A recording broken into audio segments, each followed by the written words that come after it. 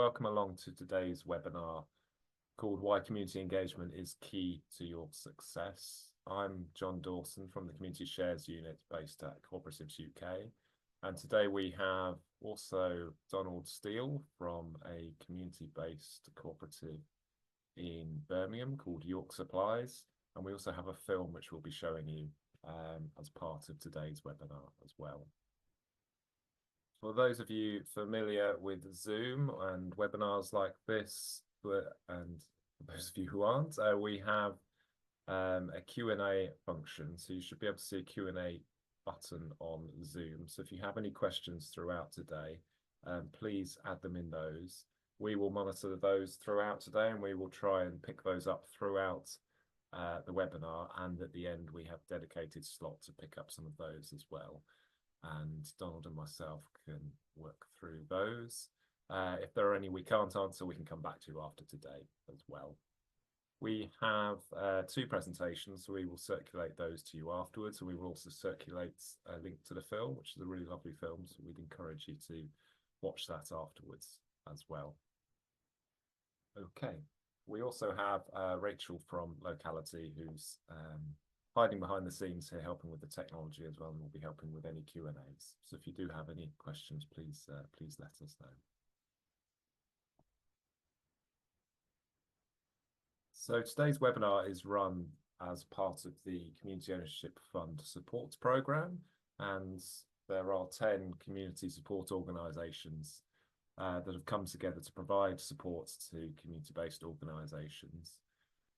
The Community Ownership Fund has now closed after having awarded £135 million to 409 community-based projects across the UK. We are still running these webinars to inspire people to continue to think about community ownership and to look at other opportunities that might come out in due course. But these webinars form part of the Community Ownership Fund Legacy series of webinars to further spread knowledge and awareness of community assets and community ownership of assets. So just to tell you a little bit about the Community Shares Unit. So we are based at Co-operatives UK. We work very closely with partners Plunkett UK and Locality. The Community Shares Unit was formed over a decade ago and provides advice, guidance, resources, case studies, support around community shares. We'll come on to what community shares are in a minute. We published something called Community Shares Handbook, which provides all the technical and legal background around running community shares. And in England, we also can provide grants and access to investment in community share offers as well. And there's a link there if you want to find out in due course more about community share offers. The picture on your screen there is from the forum in Darlington, who closed a community share offer, having raised £75,000 at the end of last year for their community arts venue.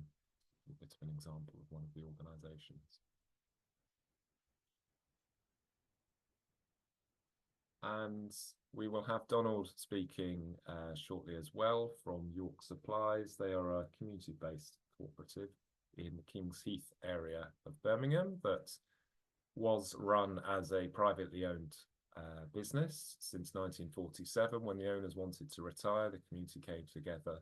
They raised around £350,000 from 700 investors through community shares. They were also successful with the Community Ownership Fund, and they have now transitioned that building into community ownership. But I think given the theme of today's webinar, they wouldn't have been able to do that without really strong community engagement processes. So we'll hear from Donald about some of their experience of how they went through that. I'm hearing that it's apparently not very loud, so I'm trying to just turn the volume up. Let me just check the settings. Okay, hopefully that might be a little bit better now, and I will try and speak a bit louder, and hopefully that will come across a bit clearer. So do let us know if there are any more problems. So we're just going to move on to look at community engagement from a community shares perspective, but I think there are also crossovers for organisations who just want to do general community engagement around community assets, and there's definitely learning points from community shares. Community shares as a concept has raised over £230 million from 170,000 different investors over the last decade or so. So it's a method of raising community investment. It's a crowdfunding method, but it's a crowdfunding method that instead of donations, you actually become investors in the organisation. But it's a method that's growing in popularity and reach. Different business models and communities are now starting to look at wanting to raise their own investments. It is something that is unique to cooperative and community benefit societies. You do need to be that legal structure to be able to carry out a community share offer, but we can talk to you about whether it's appropriate to convert your legal structure to one of these if you aren't in that structure, or if there are other ways of utilising community shares. It's different to loan finance and grant finance. It has its own distinct characteristics, and often it's a useful additional type of finance that people like to put together with loans and grants. It is actually a flexible form of finance. It's technically equity investment. And as well as raising money, you do build a movement of invested individuals around the organisation who are there for the long-term success. They're bought into your vision. They put their own money into it. The investment that they put in is different to company shares. So the investments are not speculative. They don't go up or down in value. They only ever remain at the value that they go in at. And they can be withdrawn in due course, but they can also offer a rate of interest. But unlike taking on unsecured or secured bank lending, the rate of interest is effectively set by the community when you carry out community consultation. And generally, these days, we would find it's a lot cheaper than taking out loan finance. And we also tend to see that a lot of community asset projects at the early days start to think about what can we do to raise our own investment before we go to funders, before we go to lenders. Often, if you're a new start organisation, thinking ahead, might community shares be what we want to do? Could we get in the right legal structure to use that model? Can be useful because it can be difficult to secure significant loan and grant finance as a new start organisation or before you even own any buildings or assets. We also know it's quite a resilient model that over 92% of organisations that have used community shares in the last decade are still trading. And community shares are really good at the early stage of community asset projects, but even throughout the whole life cycle of owning community assets, it's a process that buys you effectively a membership. It gets you an active user base that can continue to influence and impact and give you those roots and evidence to other funders that you are genuinely community owned and community driven. You'll see on your screens there a picture of a swimming pool. This is Bramley Baths in Leeds, who are currently using community shares. They're currently raising community shares to fix their roof. So they've got their campaign there called Let's Raise the Roof. So a couple of other examples here. The Drew Arms down in Devon raised £547,000 from 508 investors to buy and save their community pub. They also were able to take advantage of one of the tax reliefs for investors, so that investors were able to reclaim some of the money on their tax returns, which also encouraged larger average investment amounts. So that is also something that can be used with community shares. We won't go into the detail on that today. Western SOS down in Oxfordshire were looking to save their last shop and post office in their village. They raised £168,000 from 115 investors to move that facility into community ownership. And finally, recently completed just last month in Leicestershire is Colville Can, who have bought this building as their community-based premises, and they've raised £258,000 from 120 investors. And those last two on your screen there also were able to access the Community Ownership Fund and some grants from the Community Ownership Fund as well. I think part of the reason they were successful through the Community Ownership Fund was they were able to show genuine community buy-in and involvement through the community share offer. It gave great evidence that the community was behind what they wanted to do. So why might you need community engagement? Why is it something you might want to think about? Well, broadly, I've put three categories on the right here around credibility, viability, and resilience. So building that credibility of you as an organisation, of what you want to do, And then testing out and developing the viability of your propositions, but also injecting long-term resilience into the operation of your business and of your community facilities. So if a small group of you have a vision to do something, it's good to test that out with the wider communities, as well as reaching beyond the usual suspects, so reaching more diverse perspectives and testing out across the community. And having that initial vision is really important, but it's good to test that and evolve that, but also to start to build a bit of a following for people who are invested in what you want to do. That can influence how you might want to use any spaces that you've got. It can influence how you might want to design services. So what are the needs currently that aren't being addressed that you could address, that you could use this building for? By doing that, you can start to influence business plans, you can start to develop operational plans. You can also influence external stakeholders. Sometimes you might need planning permission. So in order to do that, it's a good idea to get the community on side before a planning application comes out and people want to oppose it. It can be really useful to get councils and other funders engaged and motivated behind what you do by being able to say, we have this following behind us who really back what we do. That is really, we've seen that time and time again, that being able to evidence to funders and investors that you have not only consulted, but you've engaged and you've got a membership mechanism and you are genuinely community-led and community-owned is something that funders do really like. Being able to turn around to a funder and say, we've got 100 community investors who put their own money in, it can be really powerful. But we also know that if you're building community engagement, if you have a community-owned facility, like some of the ones shown in the video, you are also building long-term resilience, you're building your profile, but also a customer base. It's people who might keep coming back and using your community facility. In the community shares realm, we think about it as trying to identify and understand who the community is. And often this can be quite geographically based, but other times it can be other types of community, or that sort of community of identity, or other types of community. Within that whole community, it may be that not everyone's that interested or has the time to really engage with what you're doing. So trying to understand, if your community is a certain size, how many people within that community might be your audience? And then thinking about, well, if those people might be our audience, what are the characteristics of those people and how are we going to reach them? What are the best ways of reaching them?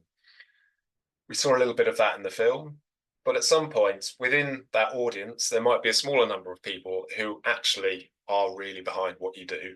Can you convert those from just the audience into supporters? And how many times are you going to have to contact them to get them to be passive recipients of information, to be more engaged, active, wanting to get more involved with what you do?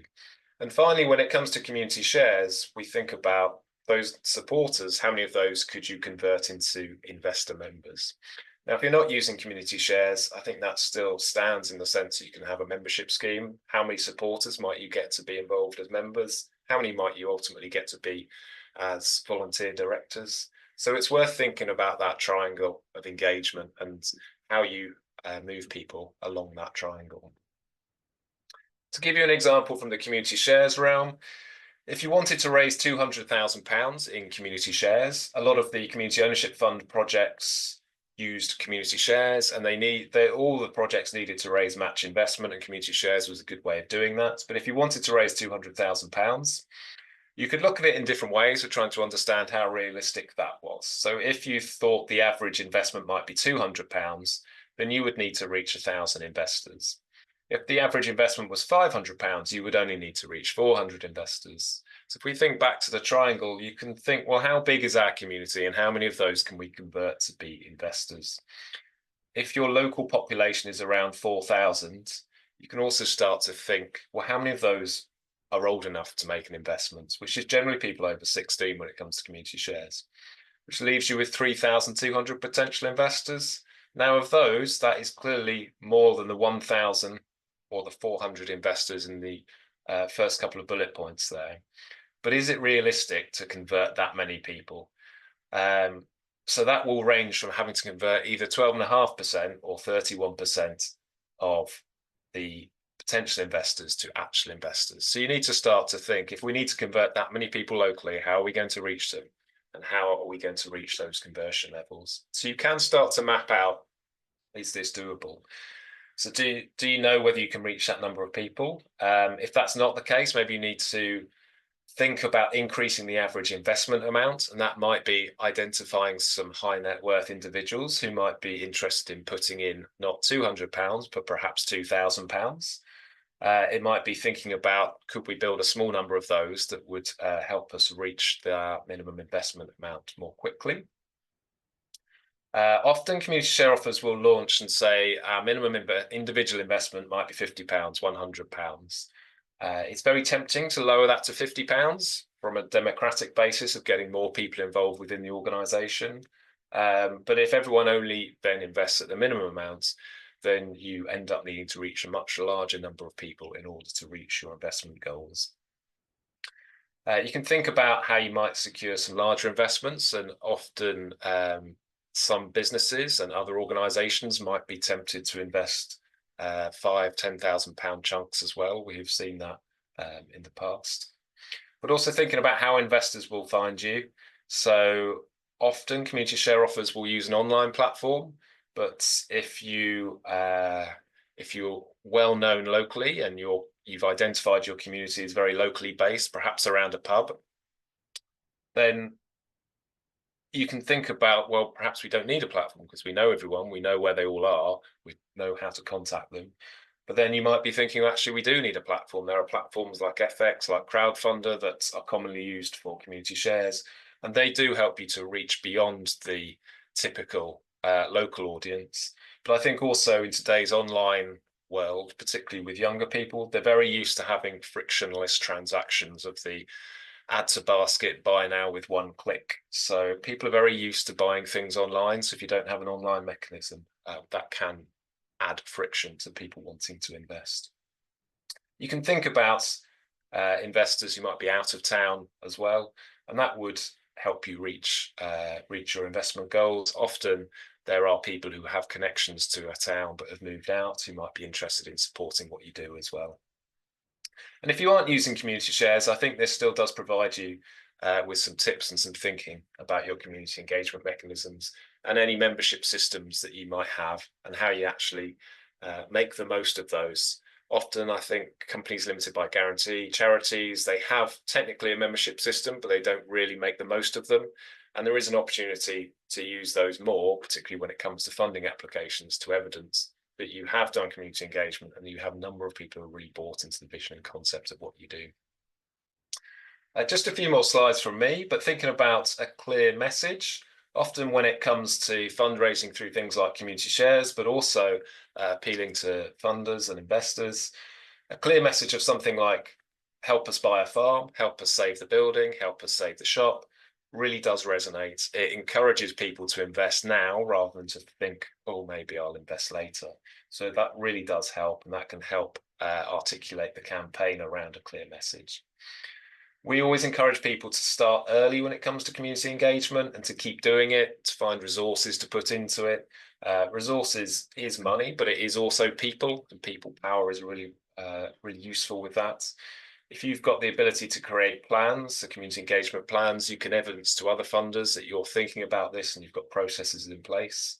But also think about champions. Who is it locally that's super connected to everyone? Who is it that could be an advocate for what you do? That if they make an investment, it's not just them making an investment, but it's them telling their 20 friends that they've made an investment, because that word of mouth is really powerful when it comes to things like this. So that's around leveraging your personal networks. We saw in the film about consultations, surveys, public meetings, workshops, launch parties. We do know that often with community asset projects, the buildings can need renovation and can be somewhat derelict. Presenting those to individuals can be quite hard for them to understand what it could become. If you can even just get some outline sketches from an architect or someone who can present a vision visually of what the building could become. As you can see here from Caistor District, with their share offer, presented a number of these drawings in their consultation work and ultimately their share offer of the buildings may be derelict now, but this is how we visualize them becoming. That can really help people to understand and buy into what you want to do. And then on your screen here, You can see a totalizer on the far right. This was from Loch Ness Hub up in Scotland, who used Nessie moving along to show how much money they raised. That can be a really powerful way visually of showing how much money you need to raise and how far along in the process you've got. The online platforms often have totalizers on them as well, but people tend to often have ones outside buildings that they use as well. Social media graphics, video shorts, creating stories are really powerful. We've noticed recently national media like the BBC and the Guardian do tend to pick up on share offers, particularly if it's got a bit of an angle to it of someone famous who's used the facility in the past or some historical connection of the building. If you can harness those and leverage those and create stories, the people-powered nature behind a lot of these tends to resonate really well.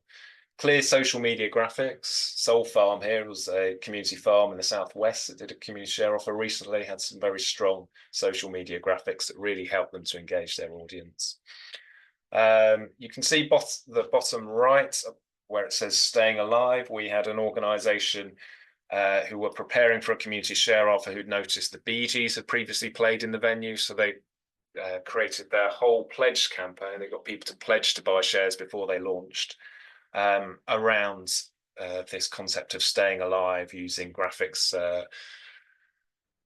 reflecting the history of the Bee Gees there, which proved really successful. They got over £300,000 worth of pledges of people who said they would invest once a share offer is open. And a pledge mechanism can work really well before launching the share offer. So you know when you launch that people are animated and motivated to come on board and to invest. You know that there's a level of investment there that is going to come in.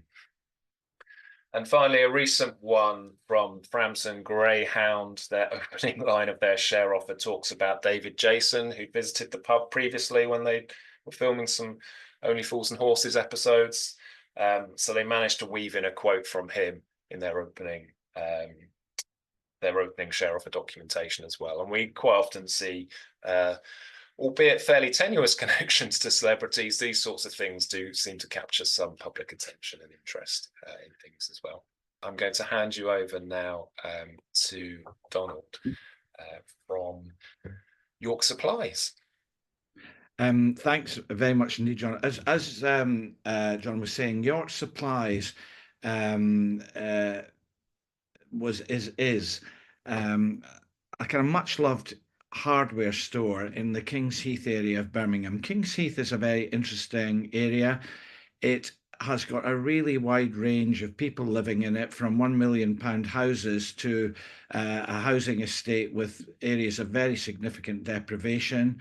We have everything from farmers markets and artisan markets to gay pride of our own every year.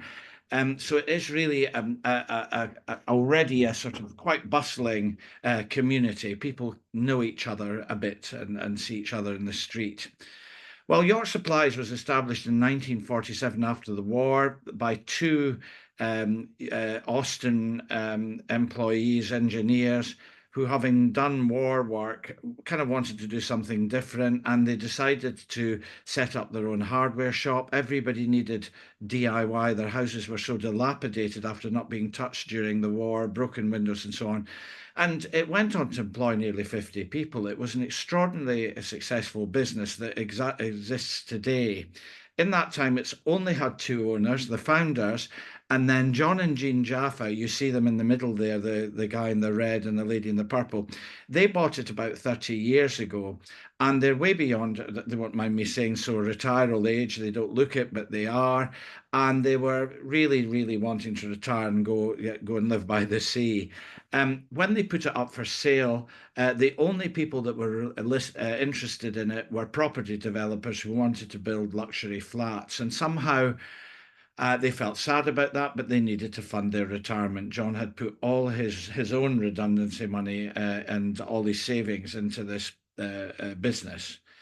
And what happened was, it was a much-loved business. York Supplies is a really unashamedly old-fashioned hardware store and garden centre. Outside is the garden centre. Inside is this huge kind of warehouse-type place. where you can get, there's nothing that you would need for your home that they don't have. And it's just hugely loved. It's one of these shops that people of a certain age, when they visit a village or town, cannot resist going round and having a look. But more than that, it became a community asset where people could go in, get help with something around their home. John stored equipment in a disused part of the building for community groups like the litter pickers, all sorts of things. It was really a hugely loved business. So John began to tell people that he was going to retire, and it didn't look like, people saw the for sale sign up, it didn't look like the business would carry on. And individually, customers were very, very uh, upset about it and very sad about it. And a lot of them said, "Well, we can't let this happen," but they were all on their own. And eventually John said, "Look, so many people are talking about this. Why don't you get them all together? I will put a stay on the sale if you think you can do something." That stay ended up being about 18 months, but he did it. And actually, one or two of the people got together and just called a meeting in the local pub. It was jam-packed. And a second meeting in a big local cafe. Again, there were people just about on the streets. There were people sitting on the floor. It was clear there was a lot of love for York Supplies, and we needed to turn that love into stronger engagement. Um, one thing was that it did have an interesting history, because in the 60s, a couple of young guys, musicians from Liverpool, there was a dance hall opposite, and a lot of touring groups used to play there. And there was a couple of guys from Liverpool came into York Supplies, which was directly opposite, say, "Look, can you help? We're playing tonight and our music stand has collapsed. It's really bust. Can you fix it?" And the gentleman at York Supplies said, "Of course we can. Give me half an hour, I'll bring it over." And of course, it was the Beatles. And it was really, really very close to them becoming big stars. All of the big many of the big groups that became big stars played in this hall. So it was a great line for the media, the hardware shop that was once customized by the Beatles.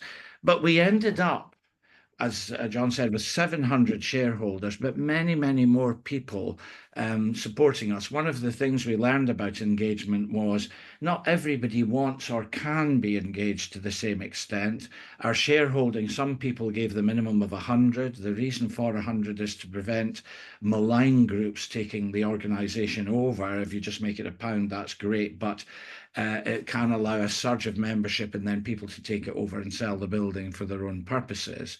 But we had a number of people who invested £10,000, £20,000 and did so happily, and would have invested more if we had allowed it, but we did put a limit on it. So there's a wide range, but some people said, "Well, I can't afford it, but I can volunteer.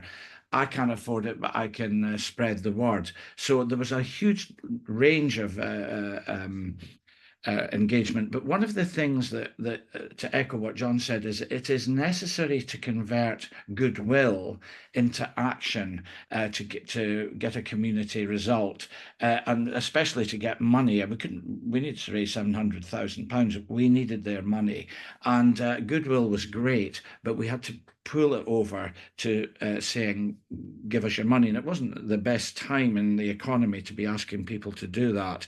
Next slide, please. The community engaged itself. York Supplies as a group was born out of the community. We didn't have a group of people trying to persuade people, "Hey, this is interesting." It was the community itself that got together. How did we work it? Well, first of all, we held, as we said, 2 public meetings. Nobody was in charge. We asked somebody to chair it and all that. It was extremely informal, a little bit bohemian, as we're inclined to do. And out of that, we felt it was necessary to get together for the day. If we were going to make this happen, we had to do something, not just chat. So we got together in a local community centre, and 30 people came and gave 6 hours of their time to scope. Could we do this? How would we do it? And it was we got a facilitator with co-op experience. We decided to form a co-op, and we decided that we probably could do it, but we would need to, in the first instance, form what was called an action group, an unincorporated body, just something to control it. And we asked for volunteers to come on the action group committee. And of course, this is always the case. 9 people did, which wasn't really quite enough, but they all went on the committee and did it. And incidentally, the committee initially funded the activities of the action group by giving it significant loans at the start. That money would have been entirely lost if the thing hadn't been successful. So there's quite a lot of commitment from the committee. But also we had people who said, I can't come on the committee, but I'll do stalls. And you see them here trying to raise interest in the community share offer and what we were doing. When we did stalls at farmers markets, you were there for about 6 hours. It was you would just go up to somebody and say, do you know about York Supplies? Can I tell you about it? I think in the course of a 4 or 5 hour whatever day, you might have one person who said no. It was an extraordinary experience. I hate speaking to strangers like that, but it was amazing. People said, "Oh, I didn't know that," and you were giving them a leaflet and so on. Some people help with the more technical side of it, filling in forms. The Community Opportunities Fund application was very, very complicated, and we had a very limited time to do it. It involved some people staying up for 24 hours to get it in on time. We could have raised it without the Community Opportunities Fund, but I think we would have probably been dead at the end of it. It was so hard to do. And so we had people with expertise dipping in and out. And I think that's true of all engagement. Is okay. You don't have to give your life over to the project, but if you can come out in and give us a bit of help and dip back again, that would be really great. Next slide, please. Well, the challenge was huge. We had needed to raise 650,000. Actually, it was 700,000 if we were to have enough money to. The building is very old. It's an old steering wheel factory, but it does date back to 1840, and it's not in great condition. So we wanted a bit of cash to do it up, which we're doing at the moment. Now, how do we convert interest into investment? And that's where the engagement came in, but the clock was ticking. Once you start the share offer, you can't keep it going forever. And therefore, there's a concentrated period where we really, really needed to do this. This poster here was when you invested, you got a poster to put up in your window to proclaim that you were a York Supplies supporter, and huge numbers of people did. In the street I live in, which is a main road, every second house had one in it, and it was fantastic publicity. But we were fortunate. King's Heath is that kind of area. It's cohesive. It has a history of community action. Next slide, please. Well, what about engagement at York Supplies? Well, first of all, we discovered, as you probably all know, people have a very, very limited appetite for going to meetings. Some people just really hate it, but they'll come if there's a real focused purpose, not just to sit and chat, but not too many of them. You need to tell them why it's critical for them to come. Secondly, halfway through, we wondered if we could be doing better in engagement. So one of our team, who is a researcher, he's actually a biochemist, but he said, this is kind of what I do, so we'll create a survey. What's interesting when you ask people about a survey is they will tell you that this is the way they prefer to communicate. But if you do that, it isn't the way they actually do it. You have to sometimes read surveys and see them as informative, but not definitive. It's very interesting, for example, that people have said, almost 100% of people said, communicate with us through WhatsApp. That's really the way. I only use WhatsApp. So we started to use WhatsApp and had almost no response in the community WhatsApp group. It was really kind of astonishing thing. So I decided to revert to sending out weekly emails from the chairman. I wasn't the chair, but I kind of drafted it for her. Chatty emails, just keeping everybody up to date. How often would you like this? And we started with weekly, and we thought we'll pull back.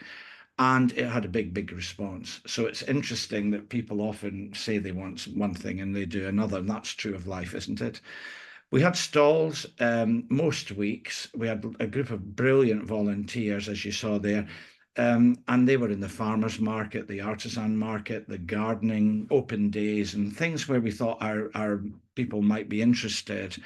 And also, we found that people liked little things to do.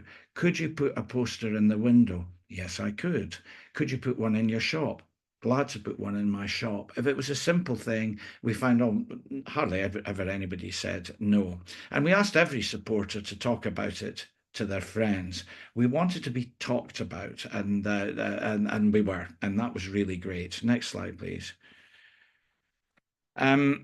Well, the other way we used for engagement, I mean, I can't give you everything we ever did, but I felt that, and a number of the committee felt that events were very important. People will come to stuff, particularly if they are important and fun. So there is a limited appetite, and not everybody comes to them, but they will. And it gives you an opportunity to get publicity, make something of it. And actually, the thing about getting together, isn't it, is it creates a feeling, an eagerness in people, and a warmth. And also, they can see the whites of your eyes and can see that you're serious people that are going to make it, because they're about to part with money. Who are these people? I've never heard of them. We got a lot of support from the Mayor of the West Midlands, Andy Street, who ran a big co-op called the John Lewis, and he was fascinated by it, and he did a big media launch which attracted the media. You can see him at the bottom there. But we also asked the local Labour MP, Tahir Ali, who was extremely supportive, and he did a number of visits looking at the place and apparently finding out more, really to get pictures to put out on his social media and ours, again to raise interest amongst the area. So people did what they could, and Mr. Ali held a second event, which was a community launch. He didn't really want to do the media launch, and that brought a different crowd of people. But again, engagement had to lead to eventual investment, and that was the big ask. In the end, we were very successful because we had so many people investing. We had to call a halt to it, or we would have been over-invested, which isn't allowed. Next slide, please. What were our lessons? That might have. By the way, John referred to this is our totalizer here. Now, you can't. Maybe I don't know if you can see the top of it, but being a hardware store, they made this thermometer. I'd done it somewhere before, and each time it reached a thing, they painted a bit of red as the mercury, but we raised so much money that we didn't have room, so they had to put a red rubber glove pointing to the sky to indicate that we were over the target, which in itself made people talk. What you've got there, you see a little table there. We engaged a part-time administrator during the share offer. One of the things that we found was everybody has different levels of coping with complicated things. The form was pretty simple, but our form really frightens people. So Joe was there 2 or 3 afternoons a week, and you could come in. Some people wanted to pay cash, that was fine. Some people wanted to hand over a check and not do digital banking because they didn't, that was fine. Also, out of 700 and so investors, only 7 were not on email. So one of our committee, who's a very kind man, he said, every time you want to send something out, put the letters, give me the letters, and I'll put it through their door. So we communicated with them just as effectively. They were just a day late, and they really appreciated that. But most people were on email that invested. It may be, of course, that we missed people who weren't on email, but it was mostly people, very elderly people actually, that weren't on it, and that was great. It was fine. They'd shopped there for about 40 years.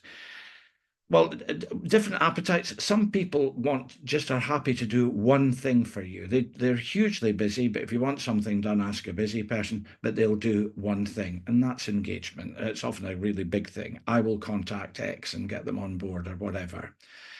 The third thing is explain to them what you want them to do, why it is so important. Our first AGM, nobody likes going to AGMs. They are deadly dull. Whatever you do, you even have nice cake at the end of it. People say, I'll just buy my own cake. I'm not going to that. They've got to come out, go to this hall, drafty hall and school hall and so on. However, we sent out an email saying, if we really, really, really need you there, because this is our first AGM and we want you to choose the committee and we want you to tell us how the business should be run. It's important to say that we are a business. We're not a community charity or anything like that. We have to make money to improve the business, to pay the employees hopefully better, but also to return a dividend to the shareholders. Everybody's clear about that. But we are owned by the community and run for the community with very, very important principles behind that. So we said to them, we really, really need you to come to the AGM. I think we needed about 32. Please, can you come? And we sent them several emails saying, not quite begging, but you know what I mean. And about 120 people came. It was a fantastic turnout and a very successful AGM. So if you tell people why it is you need this, often they will respond. Also, if you don't hear from people, it does not mean that they are unhappy. It can mean they're just quite happy and they've got nothing to say. Because we got a bit worried that a lot of people weren't saying anything. It was just because they were happy, smiling, thinking this is all great. And the engagement never stops. We achieved that goal, and now the committee are engaged. I'm not on it anymore. I'd had enough after 3 years, but they're still engaging people about the future business strategy of the organisation. Next slide. That's it. I wanted to just mention one thing because it's my area of specialism. I've worked in public relations most of my life, and that's not why I came on the committee, but I ended up doing it.